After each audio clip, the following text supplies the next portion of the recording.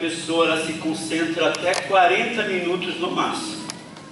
Depois de 40 minutos ela perde a concentração, ela está pensando no almoço, e aqui eu vou estar só jogando palavras fora.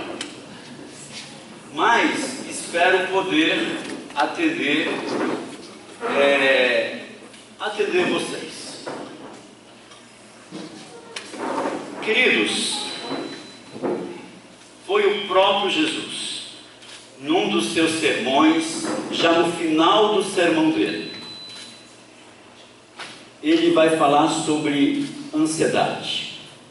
Então Jesus falando sobre ansiedade, o que ele pensa sobre ansiedade, com certeza, é melhor do que os outros teóricos, ou os teóricos do século XX, século XIX e XX, falaram sobre. Então vamos ouvir o que Jesus fala sobre ansiedade. Mas antes, fazer aqui uma breve introdução. E o grupo aqui é um grupo de solteiros, né? Uma vez o Senhor, ao fazer o homem, ele disse: não é bom que o homem esteja só. E aí ele inventou a mulher como algo que estava ali para o homem, para ajudá-lo. Só que já havia aqui um preceito moral, o primeiro preceito moral das Escrituras: de todas as árvores do paraíso vocês podem comer, menos a árvore que está no meio do paraíso. Nós não vamos entrar no detalhe disso, porque você vai, quando nós falamos sobre isso, a pergunta é: quando é que o mal entrou, por que entrou, por que Deus deixou? Então aqui eu não vou tratar esse assunto, não vou por esse caminho, porque isso seria um caminho mais teológico. Mas o importante é frisar algumas coisas que aconteceram aí. Quando Deus fez a mulher, e a Bíblia diz, o capítulo 1, todo o capítulo 1, você vai ouvir a mesma expressão, logo após cada situação, cada evento, logo após tudo aquilo que ele estava falando e que iam acontecendo, o autor do Gênesis diz assim: e Deus viu que era tudo muito bom. Deus viu que era tudo muito bom. Então não havia rasura, não havia falta alguma. Estava tudo pleno e completo. Poderíamos dizer então que o homem e a mulher estavam desfrutando de uma felicidade naquilo que de fato é a felicidade, a inteireza e a completude. Agora observe uma coisa: quando o homem, tomado pela sua emoção junto com a sua esposa, desobedecer a ordem do Criador, e o Senhor havia dito que no dia que eles fizessem isso, se tivessem que fazer, eles iriam morrer. Eles iriam morrer. O que aconteceu é que no momento em que eles desobedeceram a ordem do Criador, fisicamente ele não morreu, mas ele perdeu a principal referência da existência.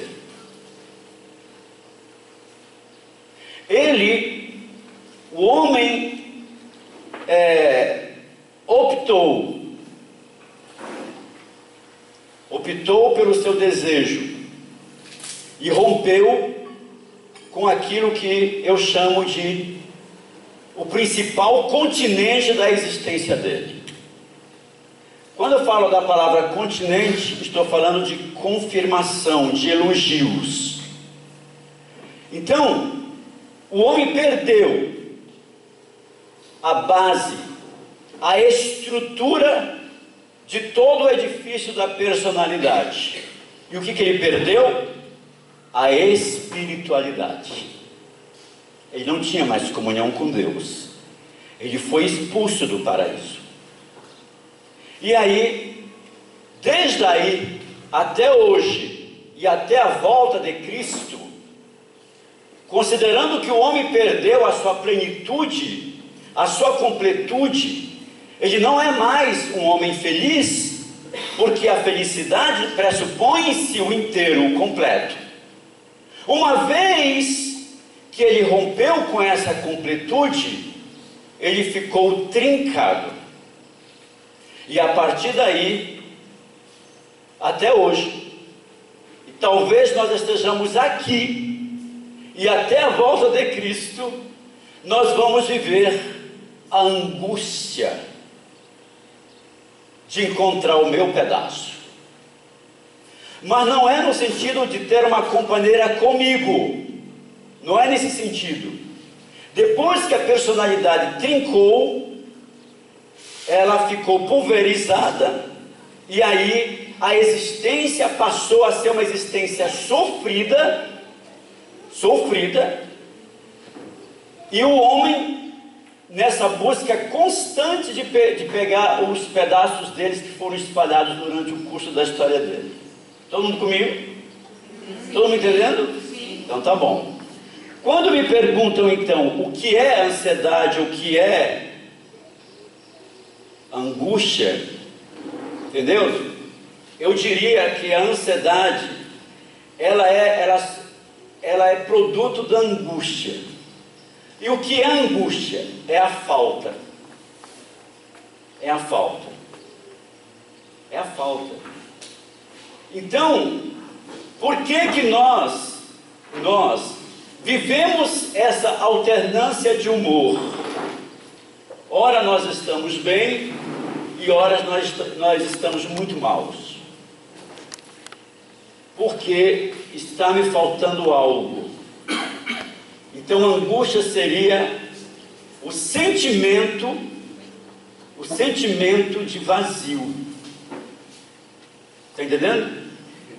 E a ansiedade, é o efeito dela, é uma ansiedade de querer saber aonde é que está o meu pedaço. Não é no sentido de ter uma esposa, mas o meu pedaço. Eu não sou completo. Eu estou vivendo uma polarização de sentimentos. Eu diria que a existência é isso. Eu posso falar de ansiedade tanto do ponto de vista psicológico, porque eu sou psicólogo, mas só lembrando vocês aqui que existe uma diferença muito grande entre psicologia e psicanálise. Nem todo psicanalista é psicólogo, nem todo psicólogo é psicanalista. E as pessoas às vezes se confundem. A psicologia, ela trabalha o comportamento humano. Desde que esse comportamento, ele sofre uma influência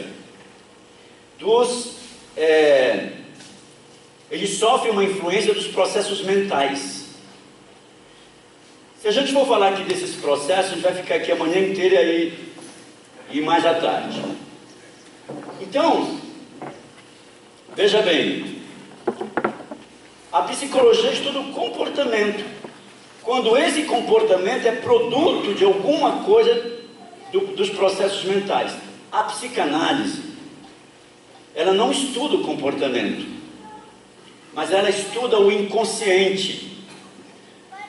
Porque o inconsciente, segundo o pai da psicanálise, o Freud, tudo que nós somos e tudo que nós fazemos, todos os nossos relacionamentos e as escolhas das pessoas que vão compor a família da gente, a família nossa, está lá no inconsciente, está lá dentro do inconsciente, lá embaixo.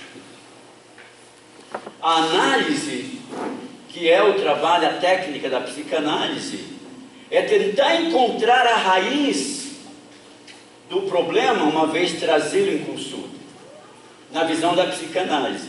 A psicanálise, então, ela tem como objeto de estudo,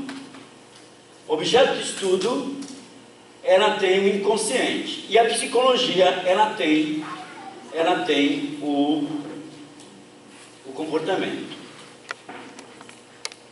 Até quando eu terminei o meu curso, só poderia fazer psicanálise quem era dois tipos de profissionais, o psicólogo e o médico psiquiatra. Hoje você encontra psicanálise até à distância para você fazer. Então, mas não recomendo. Entenderam? Então, eu vou fazendo aí um tipo de paralelo entre a psicanálise e o que a Bíblia diz. Eu fecho com a Bíblia, porque o texto que nós vamos estar lendo hoje, ele vai dizer isso, ele vai falar isso, vocês logo vão entender. Vamos então pensar você sabe que eu sempre costumo dizer que Jesus, isso é uma posição antoniana, Jesus, ele não ensinou muita coisa. Tudo que nós sabemos são relatos da história dele, dos milagres. Ele ensinou ali, um pouco ali, e assim foi. Quem mais se preocupou em sistematizar o ensino de Jesus foi o apóstolo Paulo e os outros apóstolos que escreveram. Mas Jesus, os evangelhos de modo geral, eles não apresentam Jesus ensinando tanto quanto Paulo e Pedro nas suas cartas, e João. Mas Jesus, ele teve alguns momentos onde ele sentava no monte e começava a ensinar, ficava à praia, usou de um barco para pregar do barco. Então Jesus, ele desconstrói já aí uma cultura milenar onde o culto tinha que ser ou no templo, depois do exílio babilônico passou a ser numa sinagoga. E Jesus quebra com desconstrói essa cultura, e ele prega isso no monte, ele prega na praia, ele prega na casa dos pecadores, ensina por aí tá. E aí veja bem, mas Jesus, quem quiser conhecer Jesus, quem quiser saber o que Jesus quer da gente, você tem que ler as bem-aventuranças de cor, e saber de cor e salteado. As bem-aventuranças, elas são uma repaginação de tudo que foi falado lá no Antigo Testamento. Então, nós temos aí, pelo menos em Mateus, capítulo 5, capítulo 6, capítulo 7 e 8, em torno de 4 capítulos, só falando sobre o que Jesus espera de nós. Ali você encontra Jesus. Ali ele não está curando, ele não está libertando, ele está dizendo, ele está mostrando por meio das bem-aventuranças o estilo daqueles que hão de segui-lo. Eu espero isso de vocês. No final do sermão, ele veio falar de algo que está lá, começou tudo lá no paraíso. No Gênesis capítulo 2, versículo 10 ou 13, aconteceu um fato. Adão e Eva pecaram e surgiu, pela primeira vez na história, pela primeira vez, segundo o relato bíblico, o sentimento de medo. O sentimento de medo. Eles se escondem. De lá para cá, nós estamos procurando os nossos pedacinhos. Eu costumo dividir a vida em duas: a vida real plena e a vida enquanto fenômeno. Isso aqui é uma teoria antoniana, mas eu acredito a fenomenologia é uma escola, filosófica.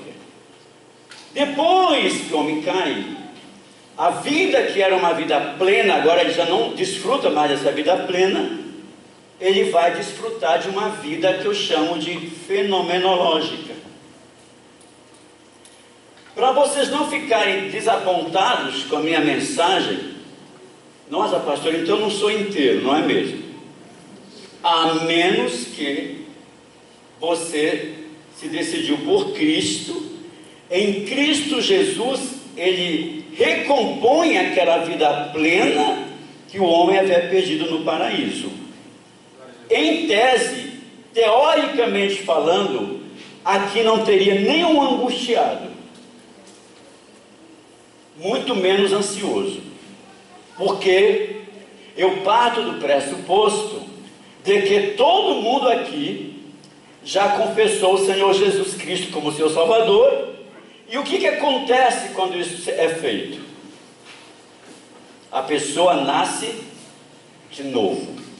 Isso quer dizer, Jesus foi muito sábio nisso, que a partir do novo nascimento, tudo aquilo que eu tinha como modelo de família, que eu aprendi com os meus pais, tudo aquilo de ruim e de mau caratismo, de uma vida lascívia, tudo isso que eu tinha como semente dentro de mim, ela se despotencializa para nascer uma nova criatura em Cristo. Nova criatura em Cristo. Isso está na Bíblia. Agora veja bem, Jesus sabe, Ele é Deus, Ele sabe que nós vivemos nesse mundo fenomenológico. Aliás, eu sempre também costumo conceituar conflito da seguinte maneira: o conflito para o crente, para nós cristãos, é porque nós temos alguns valores que não são comuns no mundo fenomenológico. Deu para entender? Então nós entramos em choque, porque o nosso contexto social, ele é limitadíssimo. Por isso a importância de grupos como esse. Por isso a importância de a gente fazer uma interação, rir, dançar.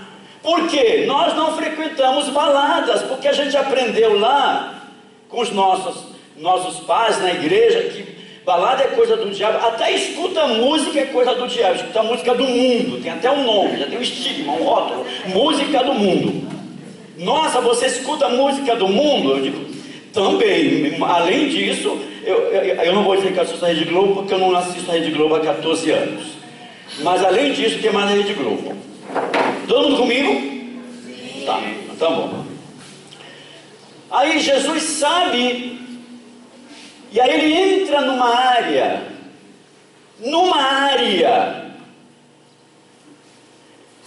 e que bom que ele entrou nisso, porque ele conhece a nossa estrutura, e ele sabe que a nossa vida nada mais é se sentir, se resume, sintetiza na procura de si mesmo.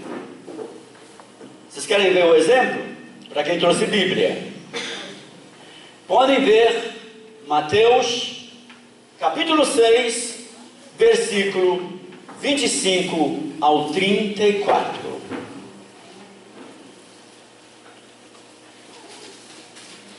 Eu posso ir para lá? Pode.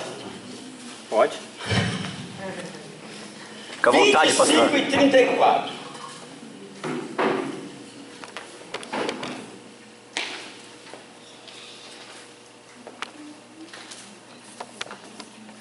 Não andeis ansiosos pelas vossas vidas, o que comer e o que beber.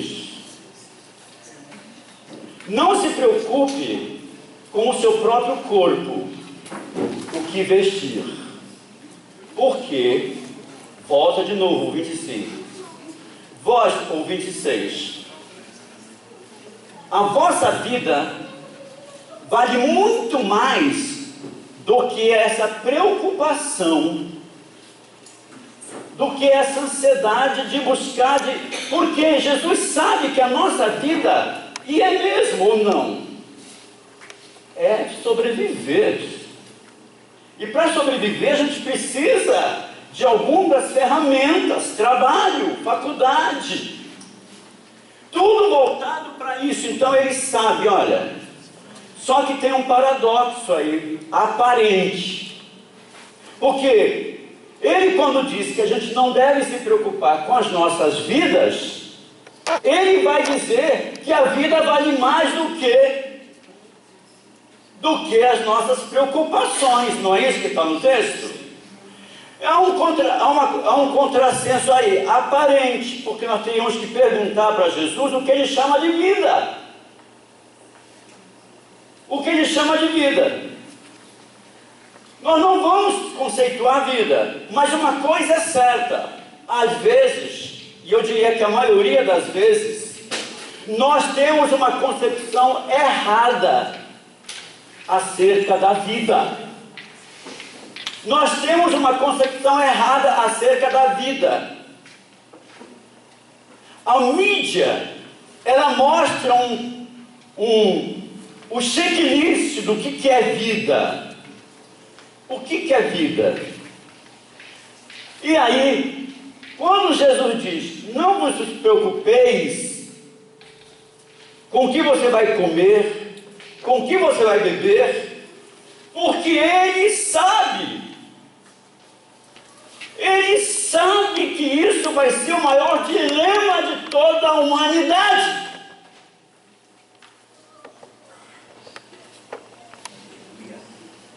Nós investimos o ano inteiro, os nossos anos todos. Eu estudo desde os meus 5 anos de idade.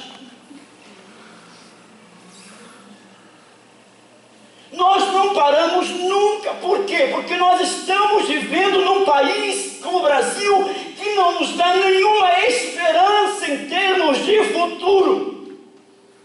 E aí nós ficamos ansiosos e preocupados sobre tudo quando nós passamos do Cabo da Boa Esperança.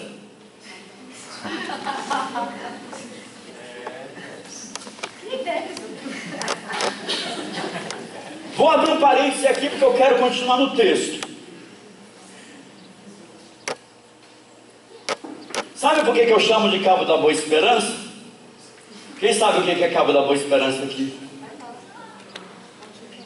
O Cabo da Boa Esperança, o Vasco da Gama, ele precisava encontrar um caminho para as Índias. Porque a mercadoria que vinha de lá, vinha pelo Mediterrâneo, quando chegava em Portugal, e era um valor exorbitante. Então ele precisava encontrar um caminho.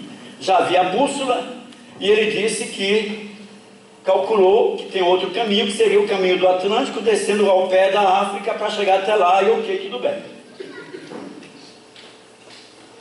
E aí ele foi com a tripulação dele. No 39º dia ele estava já desesperado, porque ele já esperava ver sinais de terra ou de alguma gaviota voando. O suprimento do navio já estava acabando. E de repente, no 40º dia, ele viu uma gaivota. Ele respirou, e aí ele avista, geograficamente, acho que o nome desse negócio se chama Istmo, que é um pedacinho da terra, lá o pezinho da África, Cape Town, próximo a Cape Town, na África do Sul. Aí o Vasco da Gama disse, terra à vista. Essa terra à vista é o Cabo da Boa Esperança. Eu sei de onde vim, eu sei onde eu estou e sei para onde vou.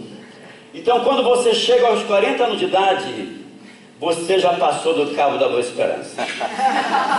Se você ainda não sabe de onde você veio, onde você está e para onde você vai, procure o seu pastor ou então marque uma consulta comigo.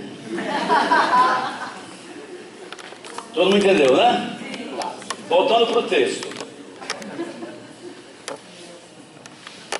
Ele vai dizer, olha só, como ele já mostra a ansiedade, mas ali mesmo, ele já dá um antídoto para a ansiedade.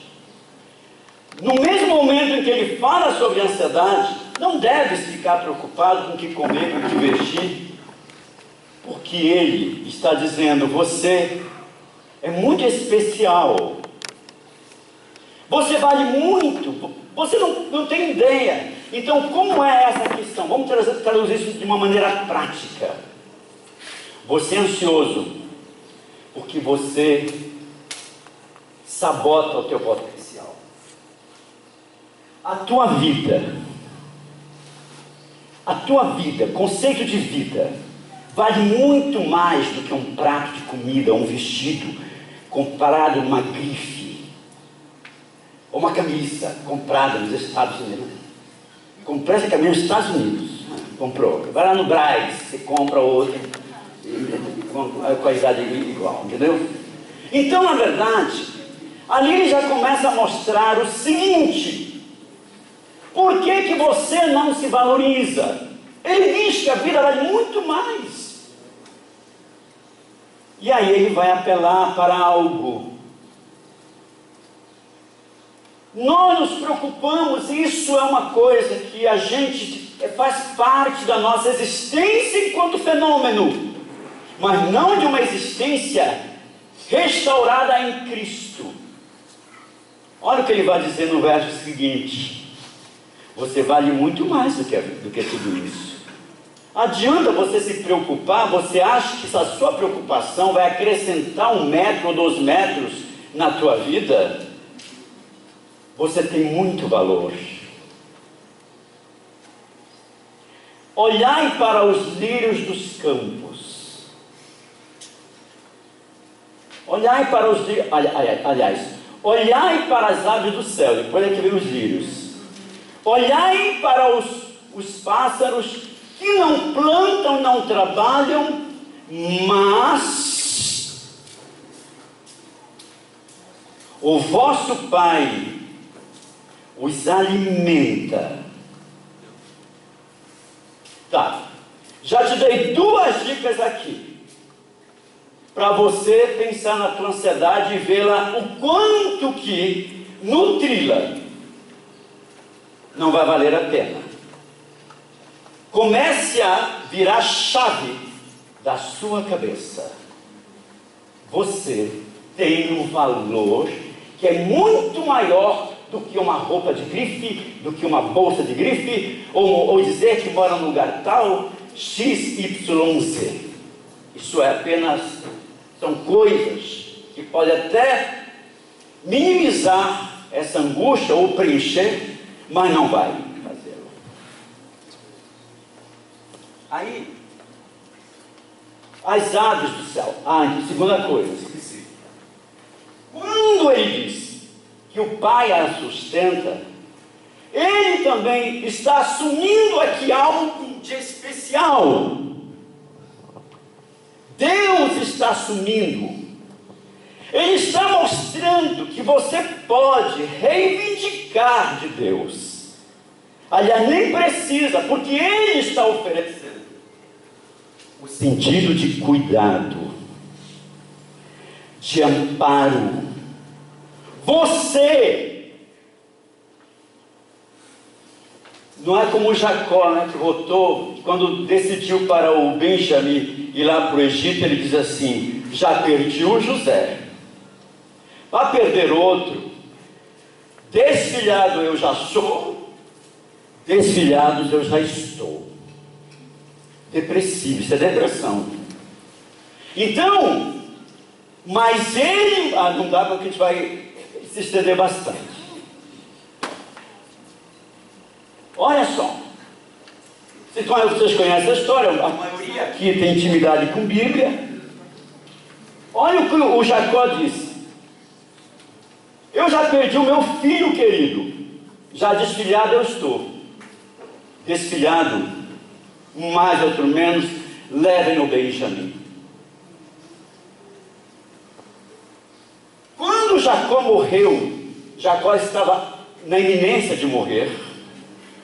Toda a promessa feita a Abraão e a ele, ao Isaac e a ele, ainda não havia se cumprido.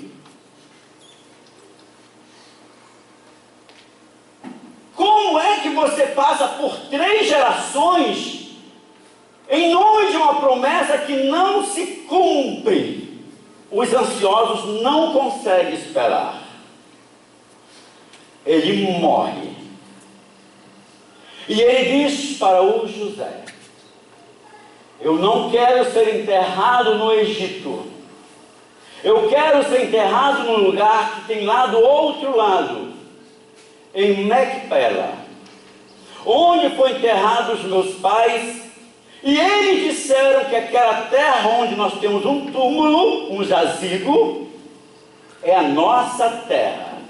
Eu quero ser enterrado lá.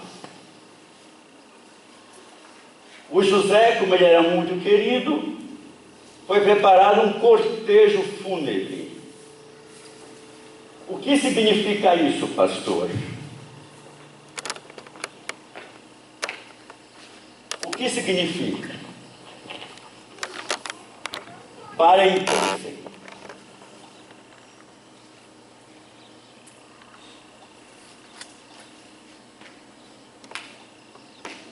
Morreu. Sabe o que significa? Morre-se ao homem. Morre-se o homem. Mas a esperança é o meu maior legado. Essa eu passo para você, José. Pode bater palmas. Estava tentando bater palmas. Irmãos amados,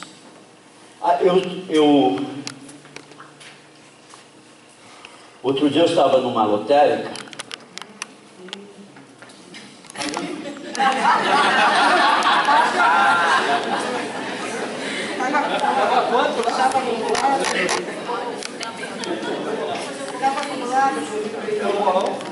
Vocês sabem, eu sei de muitas coisas, mas não sei de tudo.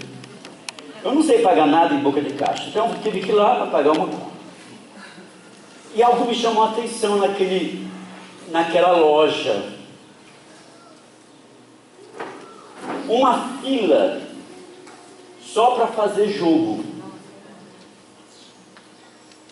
Aquelas pessoas que estavam ali é 0,0 metade de 1% que podem ganhar a Mega Sena. Já foi comprovado. Mas por quê? Ele sabe que ele vai perder. Ele sabe que ele não vai ganhar. Mas por que ele vai pagar por algo que ele sabe que não vai ganhar? Porque ele tem esperança. Só que essa esperança é uma esperança espúria. Uma esperança espúria. Mas a esperança é o que move as pessoas. A esperança é o que vai nutrir a promessa. Volta, me leva para ser enterrado lá em Macpela, onde meus pais estão enterrados, porque, parafraseando, eu vou morrer, mas eu vou deixar um legado para vocês. E esse legado nunca mais, nunca, nem deve morrer. A esperança, porque é o antídoto da ansiedade, é o contrário, o antônimo de ansiedade. A esperança. Glória a Jesus. Agora volta para o texto. Tá. Os pássaros, eles vêm, eles comem. Vós não valeis mais do que esses pássaros? Ele está aqui, portanto, fazendo algo que nós, às vezes, nos sabotamos. Nós, vocês repararam aquela questão assim, ó. Na igreja a gente vê isso direto. Eu canto, aí lá vai o canto, né? Essa música, eu acho bonita essa música. Quem disse que eu sou, né? Então, deixa eu ver se eu sei alguma, ai meu Deus. Quão bondoso amigo é Cristo. Aí todo mundo bate palma, pode bater palmas, pode bater. Cá pra mim. Aí eu cantor, né? as palmas louvam a Jesus. Mentira! Não existe. É claro que as palmas louvam o Senhor. Pode bater palma para mim, porque eu sou gente, sou humano, eu gosto de palma, não tem ninguém aqui. Claro que muitos casamentos não dão certo, porque ela não elogia mais o marido e nem o marido elogia ela. E eu vou provar isso na Bíblia agora. Quanto ao vosso corpo, o que vestir? Como vesti-lo? Quanto ao vosso corpo, porque tem uma preocupação aqui, comida e se vestir, manter o padrão. Aí ele vai dizer o quê? Olhai para os lírios dos campos, que nem Salomão em toda a sua glória se vestiu como um deles. Agora eu pergunto, trazendo para nós, em São Paulo, a maioria aqui é de São Paulo. Onde é que você vai encontrar lírio de campo naquela cidade de Selva de Pedra? Aqui talvez a gente possa até encontrar algum. Só que você tem que contextualizar agora essa palavra. Olhai os lírios dos campos. Jesus também está dizendo assim: quando você se fixa numa angústia, nela você vai ficar. Muda essa chave. Olhe para os lírios dos campos, comece, parafraseando a fala de Jesus, a valorizar o que você tem do teu lado e comece a dar graças. Amém. O lírio dos campos são as pessoas que estão do teu lado.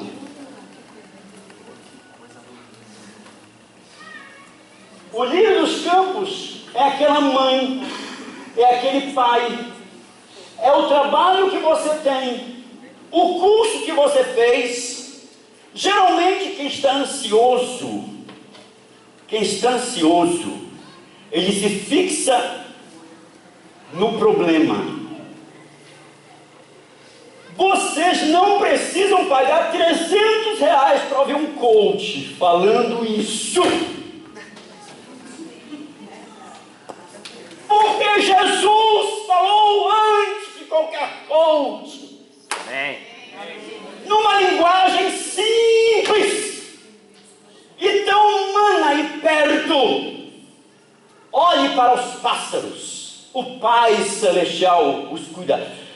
Os lírios dos campos, por mais a roupa que o Salomão se vestia, por mais linda, feita com pétalas de rosa e de ouro, não são tão importantes quanto a sua vida. Amém. Você vale muito mais do que um lírio dos campos.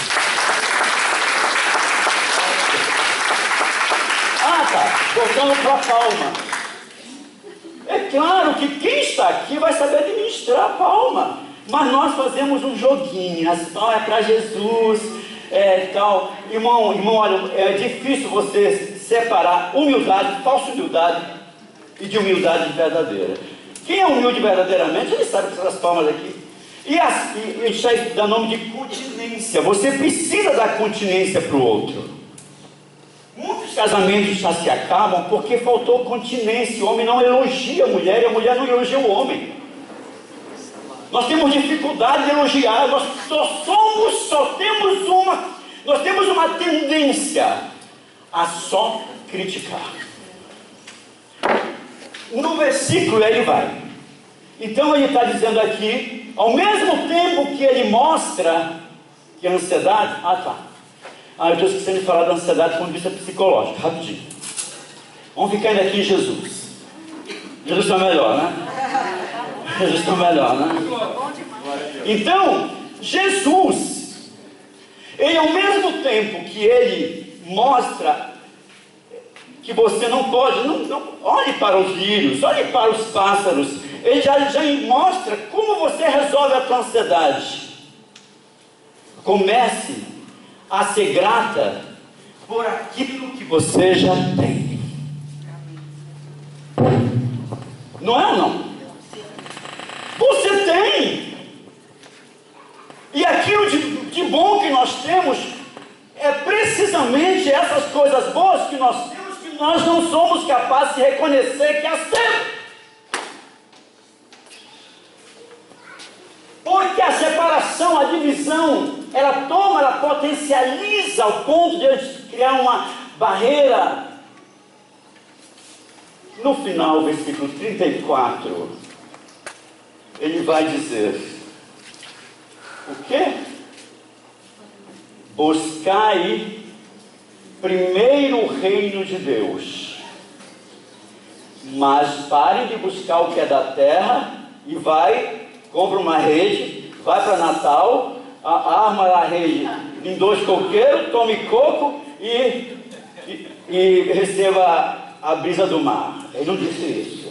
Buscai primeiro o reino de Deus, e a segunda, aí você vai, entendeu? Fazer outras coisas. Como nós invertemos, ao invés de buscar o reino, a gente busca o nosso reino narcísico, aí a gente vai viver angustiados e vão até para a sessão de descarrego para se libertar.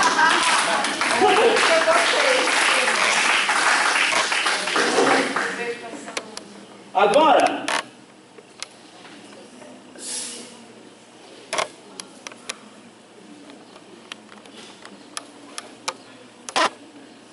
você sabe por que eu estou tomando água? Sabe por que eu estou tomando água? O que é?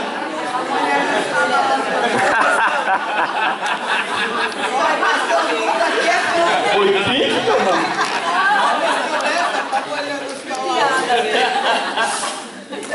Sabe por que eu estou tomando água?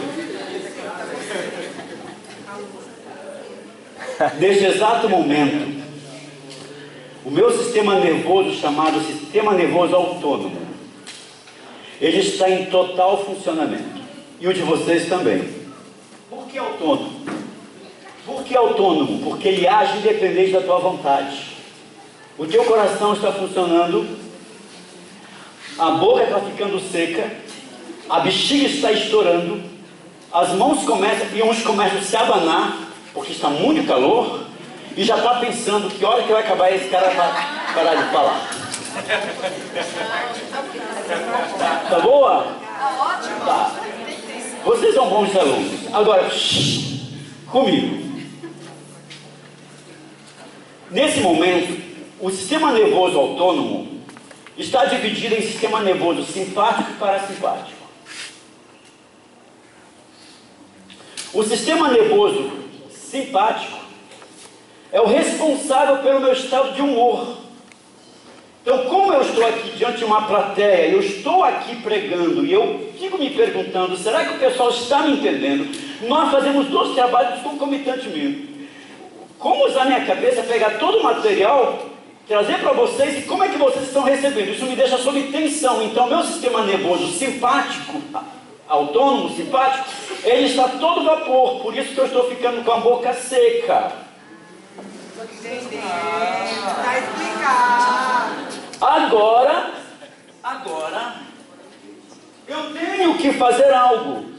Trazer o meu sistema nervoso autônomo parasimpático para ele agir, para ele me criar homeostase.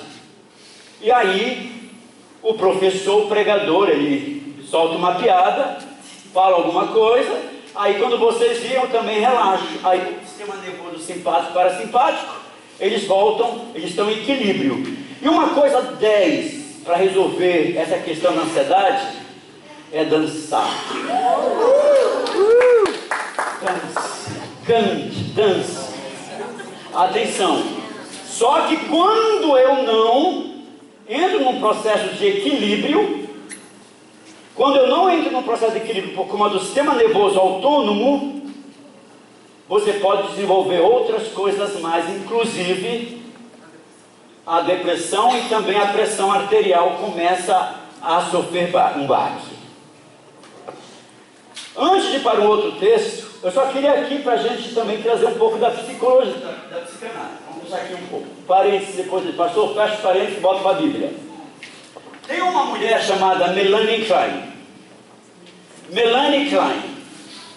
Essa mulher, Melanie Klein, ela não foi psicóloga, não foi médica, ela não foi psiquiatrista, ela só foi uma mulher que teve 3 crianças e ela estava com dificuldade de criar essas 3 crianças. Teve alguns lutos, e aí o que ela fez? Ela foi fazer análise. Depois de 10 anos de análise, ela montou uma teoria dela chamada seio bom e seio mau. Olha a teoria da Melanie Klein: seio bom e seio mau. Por que seio bom e seio mau? E aí vocês vão se identificar. Aí a gente explica muitas coisas. Veja bem, seio bom e seio mau. O mesmo seio que eu amo é o mesmo seio também que eu odeio. Por que eu odeio? Porque ele não está na hora que eu preciso dele. Então eu choro. Isso tudo no imaginário da criança. E tudo que eu vou vivenciar nesse período do seio da mãe vai ficando no recalcado, lá embaixo. Quando eu começo a entrar na fase da adolescência, tudo que ficou debaixo do tapete, no recalcado, começa a ser transformado em sintomas neuróticos, ou mecanismos de defesa, ou sintomas somáticos. São doenças também. Então a Melanie Klein fica: o mesmo seio que eu amo é o mesmo seio que eu odeio. Eu tenho medo de perder o seio. Eu tenho medo de perder o seio bom. Esse medo de perder o seio bom cria uma ansiedade depressiva. E ela vai dizer, aí, ela vai chamar de, todos nós vivenciamos essa posição depressiva por conta de algo lá no passado que eu tive medo de perder, que foi o seio da mamãe.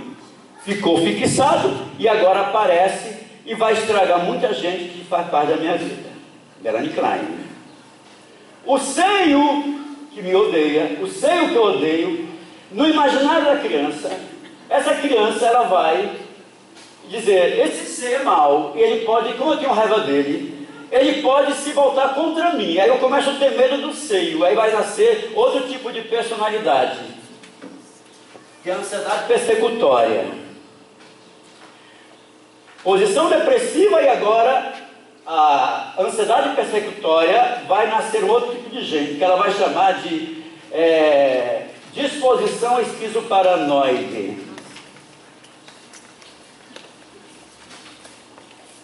Por isso, ao mesmo tempo que a gente ama, gente, eu gosto dele, mas não consigo, gosto dela, mas não, já hoje eu tomei a decisão na minha vida, vou romper com esse relacionamento. Tudo mentira, depois volta tudo de novo. Seio bom e seio mau. Aí vai lá fazer análise. Então, nós temos 2 tipos de pessoas, segundo a Melanie Klein. Uma posição, aqueles que fazem parte da posição esquizoparanoide e a posição depressiva. Para ela, ninguém está livre da depressão totalmente. Nós vivemos momentos depressivos. E essas depressões vão depender muito de como você vivenciou lá. E a gente não sabe. Quando a gente nasce, a gente leva a primeira porrada na bunda. Pum! Ah! Eu já nasço apanhando. Não é mesmo? Ou não faz isso mais? Faz. Então nós temos hoje, atenção, a ansiedade, ela se tornou um estatuto ao ponto de o DSM, que é o Manual de Doenças Mentais, que é feito, organizado pelo Conselho de Psiquiatria dos Estados Unidos e é usado no mundo inteiro. O DSM tem um número lá. Tem um número. Aí vamos lá. Ansiedade generalizada. Ela está lá, dá um número e explica como é que é. Ansiedade generalizada. Eu sou ansioso em tudo. Em tudo eu sou ansioso. Depois, a ansiedade específica. Ansiedade específica. Ah, nossa, que lugar diferente. Ah, será que eu vou me adaptar? Será que eu não vou? Nossa, mas aqui é tão difícil, muito calor. Aí começa. Tem medos, ansiedades muito específicas. É sazonal. Depois disso, vem uma outra. Porque até então, a generalizada, você não consegue, o pessoal vai dizer, você corre da tua cabeça. Para com isso. É assim que eles falam. Já o pânico, que é outra categoria, é 3, o pânico não tem como você esconder. O pânico vem mesmo. O pânico é um sentimento ruim de iminência de morte. De morte. Entendeu? E ele vem, aí pergunta, mas por quê? Aí os pastores vão, os pastores sofrem. E para terminar esse da DSM, nós temos o pânico e nós temos os transtornos obsessivos compulsivos. Qual é o teu nome, minha amada? Sônia. A Sônia falou algo muito importante aqui. E as pessoas não entendem a terapia, as pessoas não entendem um programa como esse. Sabe por quê? Quando você faz análise, estão acontecendo 3 coisas. 3 coisas estão acontecendo. Você lembra, você repete e você ressignifica.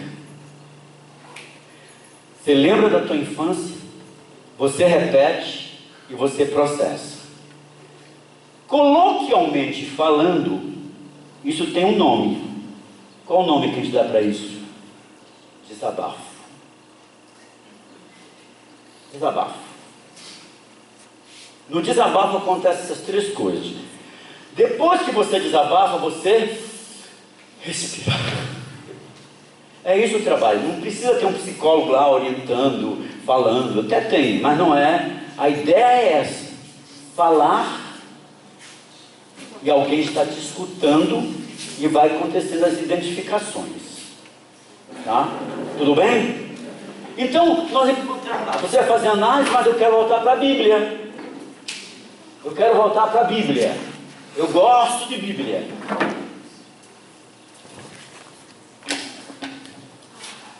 O apóstolo Paulo, lá no livro de Filipenses, no capítulo 4, se eu não me engano, versículo 4. E aí, eu sei que tem gente aqui que vai se identificar com o que eu vou dizer. Quem abre aí? Filipenses capítulo 4, versículo 4. Que diz? Alegrai-vos sempre No Senhor, outra vez digo, alegrai-vos. Versículo 10. Alegrei-me sobremaneira no Senhor, porque agora, uma vez mais, renovastes a meu favor o vosso cuidado, o qual também já tinhais antes, mas vos faltava oportunidade. Sabe que muitos casamentos não dão certo? Porque nós depositamos a nossa alegria no outro. O apóstolo Paulo, inspirado pelo Espírito Santo, se alegre no Senhor. Marido é bênção, mas às vezes tem momentos que se torna um fardo. Mas quando ele se torna um fardo, você tem que ir lá para Colossenses capítulo, lá para Gálatas, no capítulo 6, versículo 2, se eu não me engano. Veja o que está lá. Gálatas 6:2. É. Levai as cargas um dos outros. O problema foi que quando aquele marido se tornou uma carga, você jogou para a mãe, para qualquer lugar. Vai, sai daqui, seu fardo, nojento, asqueroso. Sai. Irmão, nós estamos falando agora, nós somos um. Você sabe o que mais identifica a nossa unidade? É a nossa capacidade de suportar o outro contraditório. É a resiliência. O apóstolo Paulo está dizendo, olha, alegrai-vos na sua filha. Eu tenho uma filha linda e maravilhosa, minha esposa. Eu nem me apresentei, né? Porque também já estão. Você já me conhece. Aí, eu tenho uma família, graças a Deus, uma família muito linda. Se eu tivesse que casar com essa mulher, casaria de novo. 34 anos. Mas já foi muito fardo para ela e ela para mim. A gente resolveu carregar o fardo um do outro e assim vai. Mas, depois ele vai dizer, volta lá para o livro de Filipenses. Olha só. Acho que é o versículo 6. O que é que diz? Gálatas 5, né? Não, Filipenses 4. Passa. Versículo, o que que diz? Não andeis ansiosos. De novo, bem alto. Não andeis ansiosos de coisa alguma. Não andeis ansiosos por coisa alguma. Você está ansioso. Por isso que você tem essa diabetes. Por isso que você está tomando alprazolam. Por isso que você está tomando amitriptilina. Por isso que agora tem outro nome mais sofisticado, porque esse é próximo dos crentes. É um remédio que ele é muito familiar aos crentes, chamado de Êxodos. Vai tomar Êxodos. Agora eu estou tomando um pedaço da Bíblia, o Êxodo está aqui, né? Aí toma o e para dormir, clonazepam. É o Rivotril. E o alprazolam é o frontal. E um segredo para dizer para vocês. Me aguente só um pouquinho. O Glenn Gabbard, psiquiatra, ele diz que uma palavra vale tanto quanto um alprazolam. Por isso, nós somos criticados pelos críticos de plantão. O que é que Jesus está dizendo para você? Muda a sua mentalidade. Olhe para o que existe de bom. Não se fixe nas coisas ruins. Comece a ser grato. Continuando o texto. Olha o que ele diz. Olha o que ele diz. Isso não é o que está sendo falado hoje por aí. Filipenses 4. Qual versículo? 6. Vamos de novo.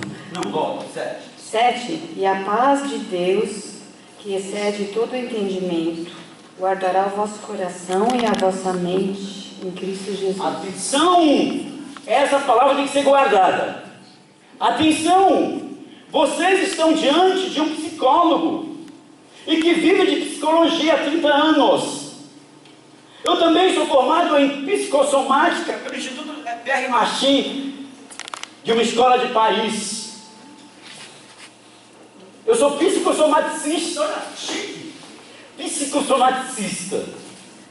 Mas eu creio num Deus que diz: a paz de Deus transcende toda ideia, toda proposta. Por mais bonita que ela seja, de Melanie Klein, de Winnicott, de Freud, do coach XYZ, por mais bonitas essas palavras, nada supera a paz de Deus. Amém.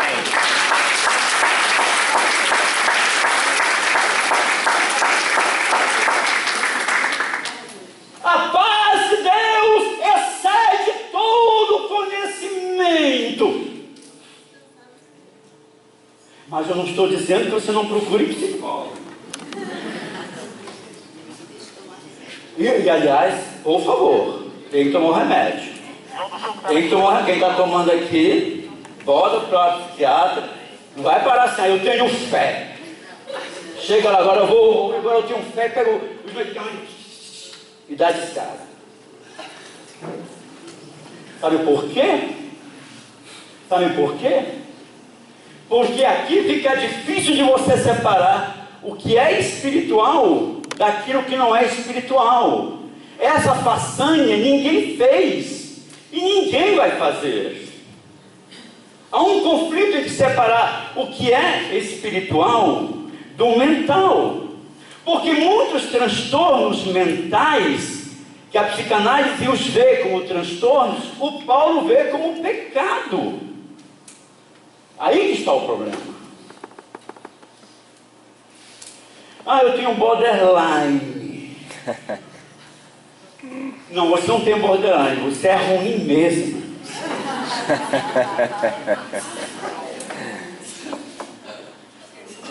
Eu tenho depressão. Não, você não tem depressão, você é preguiçoso mesmo. Mas tem. Tem.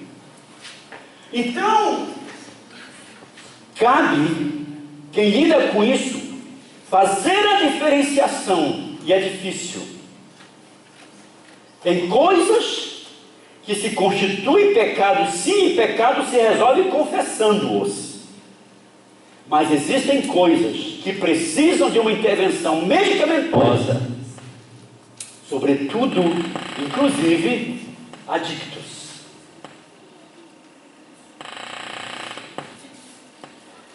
Ele vai dizer, nesse texto, eu já vivi tudo. Eu já vivi tudo. Tanto eu sei viver na fartura, quanto eu sei viver na abundância. Na pobreza, na escassez. Eu já sou amadurecido o suficiente para superar qualquer situação, que é o esperado, mas a gente nunca chega. A gente quer de apoio. Aí no versículo 13, ele escreve algo que é tremendo.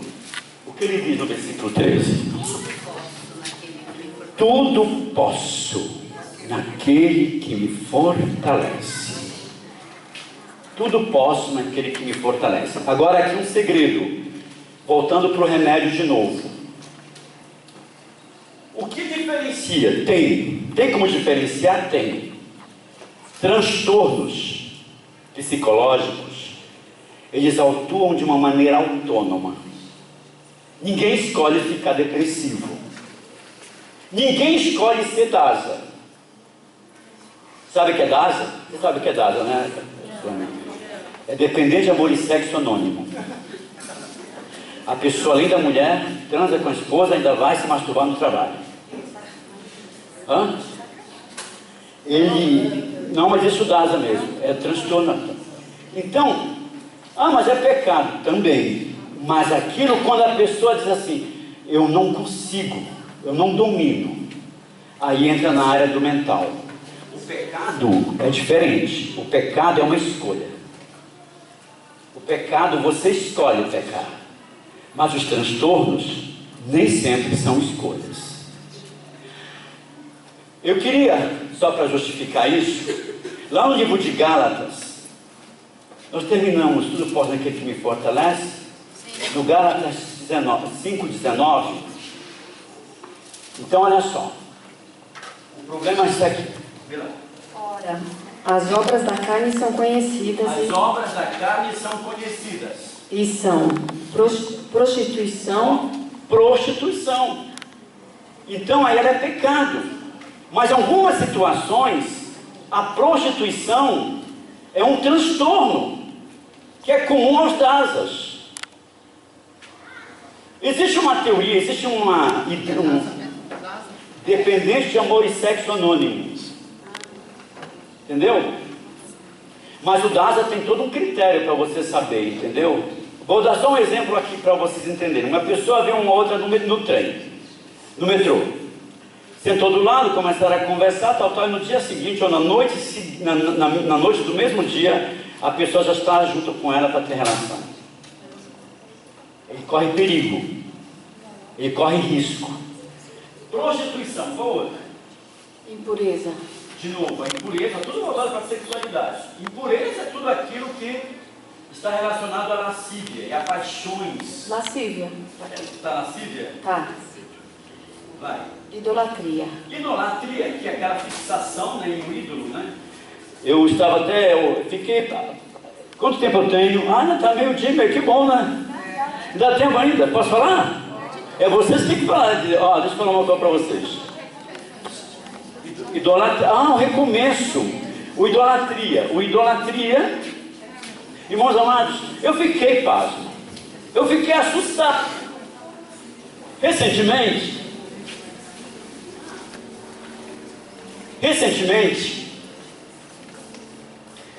nós vimos aí um apresentador do programa Gugu, e eu fiquei impressionado de ver gente na fila, debaixo de chuva, esperando 3 horas e 4 horas para ver uma pessoa morta, com todo respeito à memória dele. Não estou entrando aqui, não estou depreciando a memória dele, nem a família dele. Mas ele deixou um grande legado para a gente, a dança da garrafa. É tudo, dança da garrafa, da galinha e tudo mais. Mas, psicólogo tem essa mania de interpretar tudo, né? Eu fiquei aqui fazendo a minha leitura, porque no momento eu sou assim, sabe? Muito engraçado, me lembrei da princesa Diana. Diana ficou também uma semana, todo mundo lá vendo, passando. Me lembrei do irmão Mário, aliás, foi aí que eu parei de assistir a Globo. Porque a Globo estava me obrigando a participar de um velório. Ela ficou em tempo real mostrando o Papa João Paulo II, aquela situação, não enterra já esse homem, por favor. Mas veio na minha mente o seguinte, sabe por quê? Não foram poucas pessoas. Ali nós temos uma amostra significativa para dizer o seguinte: a sociedade está carente de referenciais. Vocês gostaram, né? A sociedade está carente de referencial. O ideal seria o pai da gente, a mãe da gente ser o referencial. O ideal seria o pastor ser o nosso referencial. A sociedade está desamparada. Por isso que aquele homem que morreu, Gugu Liberato, fazia parte dessa gente. 40 anos. É o patinho, o pintinho amarelinho, é a banheira, Teve uma cena que eu fiquei até um pouco... Meu Deus, eu nunca esqueci, esse homem fez uma coisa, né? Por favor, com toda...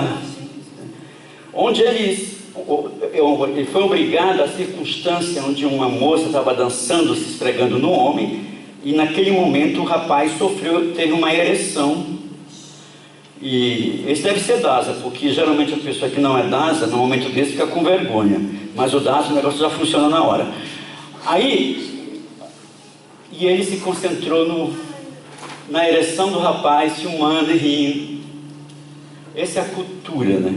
Que é deixada. I'm sorry. Continuando. Feitiçaria. Próximo.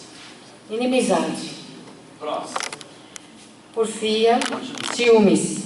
Porfia, ciúme. Iras. Discórdias. Dissensões. Facções. Tudo isso as pessoas vão lá, vão despejar no divã psicanalista. O que é porfia? Disputar lugar. Mas o fruto do Espírito é o quê? Amor, alegria, paz, longanimidade, benignidade, bondade, fidelidade, mansidão, domínio próprio. Pronto, parou.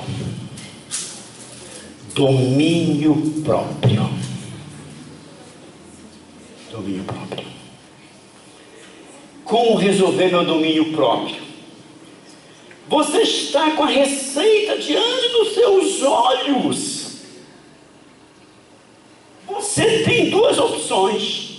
Ou você aceita Jesus e assume o Espírito Santo como morada, e faça da sua vida uma morada do Espírito Santo, ou você vai levar esse Jesus de qualquer jeito. Eu acredito na psicoterapia, eu sou psicólogo.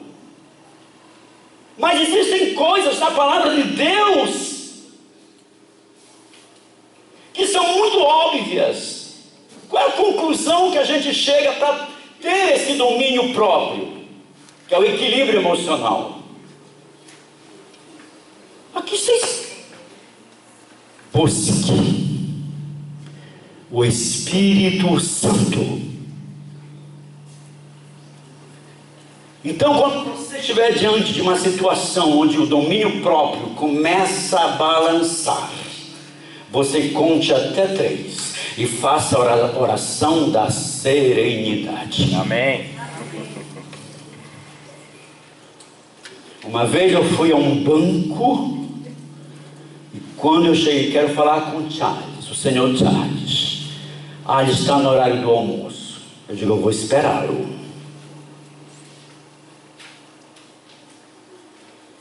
Fui lá 40 minutos depois, sentado no banco. Quero falar com o Charles. E a resposta foi a mesma. Eu quero falar com o Charles agora.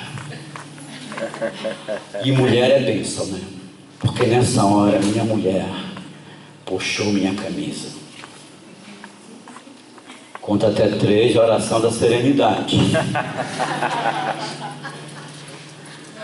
Eu não contei até 3 e nem fiz a oração da serenidade. Eu fui movido por mim mesmo. Eu quero falar com Charles agora. Sabe quem é que eu sou? Você sabe com quem você está falando?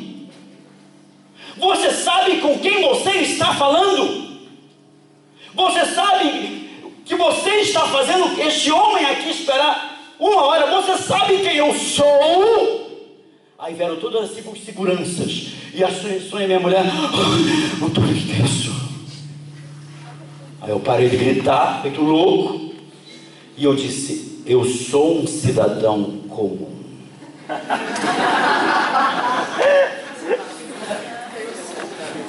Que conhece os seus direitos.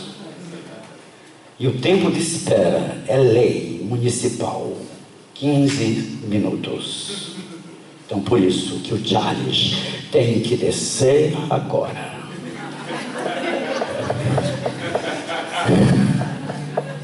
Não façam isso. Não façam isso. Eu estou terminando, tá?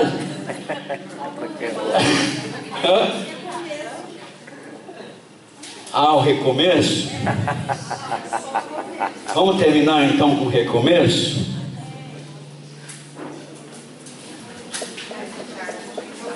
Não, o Charlie. Pega. O Charlie, mais outro. Apareceram foi 3. Não, apareceram 3. Apareceram 3. E fui depois muito bem atendido. Eu disse, engraçado, esse país funciona assim mesmo, só na base do grito. Parece que funciona só na base do grito. Você tem que gritar, porque senão, sabe? Mas agora a gente vai aprender lá no Celebrando a Recuperação, né? É muito bom isso, porque você conta até 3 e faz a oração da serenidade. Entendeu? Elimina os ativos aí. Agora eu queria falar uma coisa para você do recomeçar, né?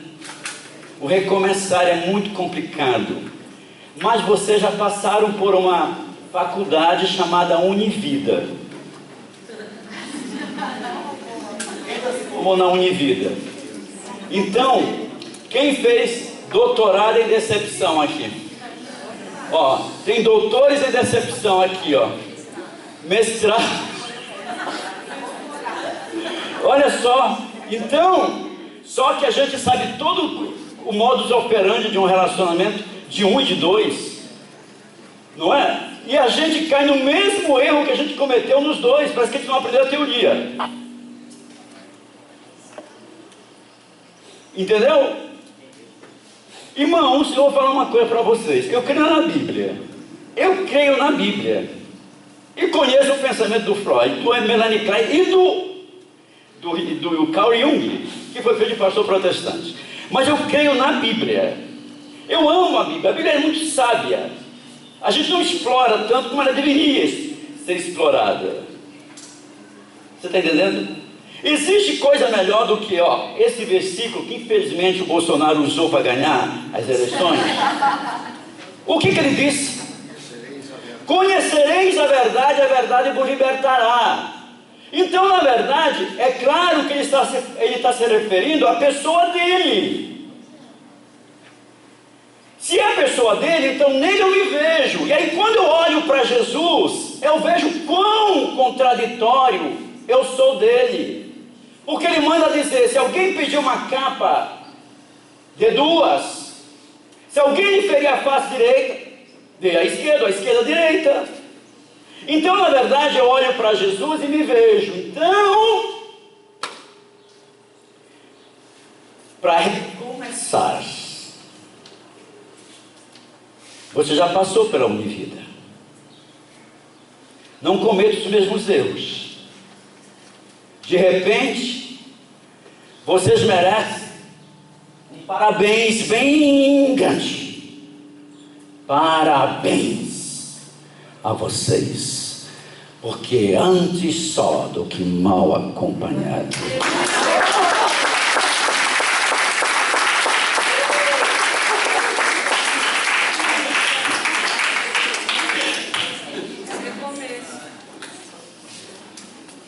Como recomeçar?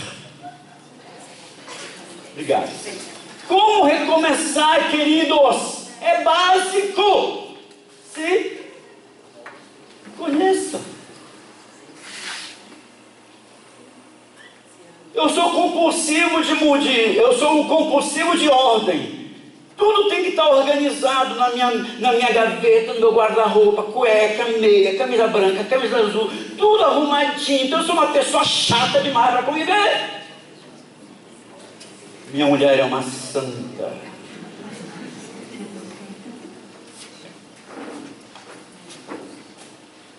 Então, qual é o segredo para recomeçar? Mostre para ele as tuas qualidades e também os teus defeitos, e também faça um checklist dele. Faça um checklist dele. O que foi? É por isso que estamos sozinhas. Exigência. Faça um checklist. Checklist. Do que você gosta? Do que você não gosta? Você tem mania? Tem. Qual? Limpeza. Ih, já não vou dar certo, porque eu sou normal. Porque tem aqueles que são limpos normais e tem aqueles limpos compulsivos. Faça o checklist. Conhecer. Uma outra coisa, para recomeçar, exercite a sua capacidade de resiliência. Quem não está apto para se adaptar? Quem não está apto para criar resiliência? Não case. Resiliência é a capacidade de se adaptar.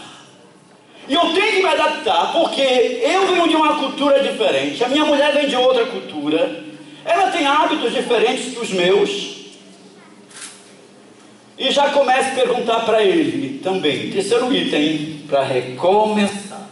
Se você não pergunta por constrangimento, até entendo, mas sinta. Se essa mulher, vocês se gostam daquilo. Porque ninguém casa para ser padre nem freira. A gente...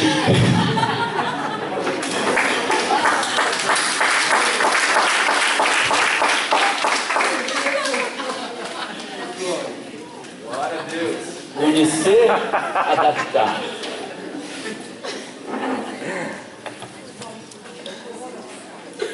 Tem coisas, eu termino, que você tem que saber, para não ter que repetir isso na segunda, na terceira ou segunda.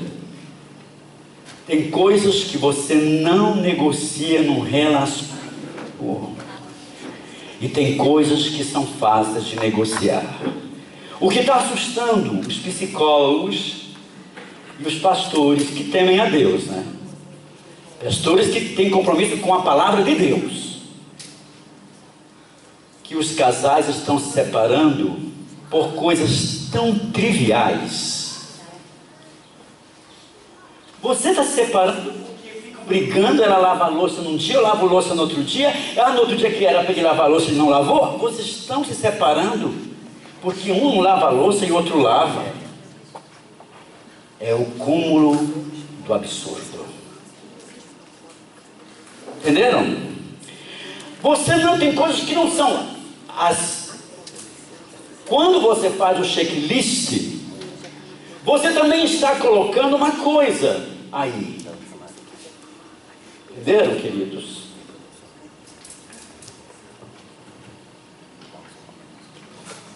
O que você negocia e o que você não negocia. Tem pelo menos 3 coisas que você não negocia num relacionamento. Querem saber? Querem saber? Primeira coisa que você não negocia. Seus pais são seus pais. Não fale dos problemas dos teus pais para o futuro marido ou a futura mulher. Porque agora você está brigada com ela. Mas depois de casada, 3 anos de casado, teu marido dizer, você parece a sua mãe, você vai logo responder assim: dobra a língua antes de falar do nome da minha mãe. Pronto, o casamento já está dando sinais que vai para o beleléu. Pai e mãe você não negocia. Pode ser. Você tem. Não deixe eles interferirem, mas respeite. Outra coisa que você não negocia: valores da sua fé. Você pode negociar até se você é corintiano, flamenguista, palmeirense. Isso até se negocia. Mas Deus é Deus acima de qualquer circunstância. Amém. Se eu vou casar com uma mulher que não comunga o mesmo Deus comigo, é um pouco complicado, mas não que seja impossível. 3. Sexualidade você não negocia. Você tem então isso, você sente, você pergunta, como é que ele é? Você tem diabetes? Você sabe que uma pessoa com diabetes elevada, testosterona não vai ser produzido da hipófise e para a tireoide. Você vai ter um problema, vai ser muito difícil, mas não que não seja impossível. Colesterol alto, então tem que fazer um check-up geral. Até doenças venéreas, tem que fazer tudo. No final você pergunta, a pergunta mais constrangedora: tem fetiche sexual? Aí ele responde: tenho. E ela: qual? Eu adoro um pé de mulher. Como eu sou apaixonado por um pé de mulher. Quando aquelas irmãzinhas vão cantar lá na igreja, levanta aquele pezinho delas, eu já oro, o pessoal acha que eu estou orando, nada, eu estou fechando meu olho para não pecar. Porque eu sou fissurado em pé. Tem isso? Tem. Você quer casar com um homem que só gosta de pé? O negócio é um pouco mais em cima.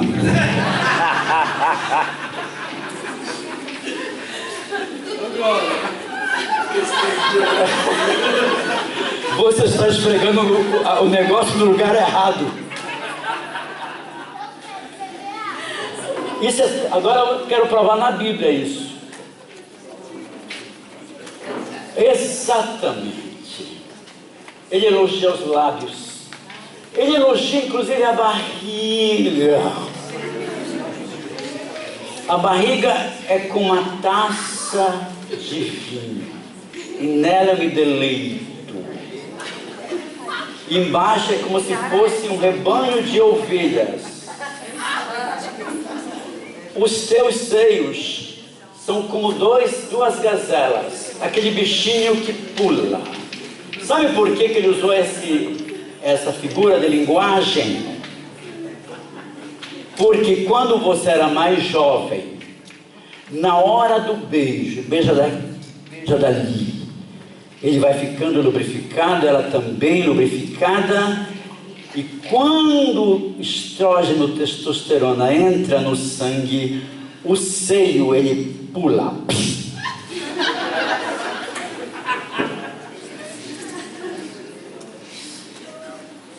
Se não pula mais, não tem problema.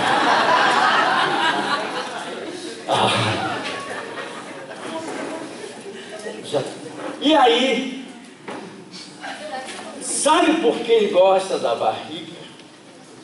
Porque a barriga é uma área erógena. Mas, guardadas as devidas proporções, as barrigas deixam de ser uma taça de vinho para ser o próprio alambique inteiro. Muito obrigado por vocês terem me ouvido.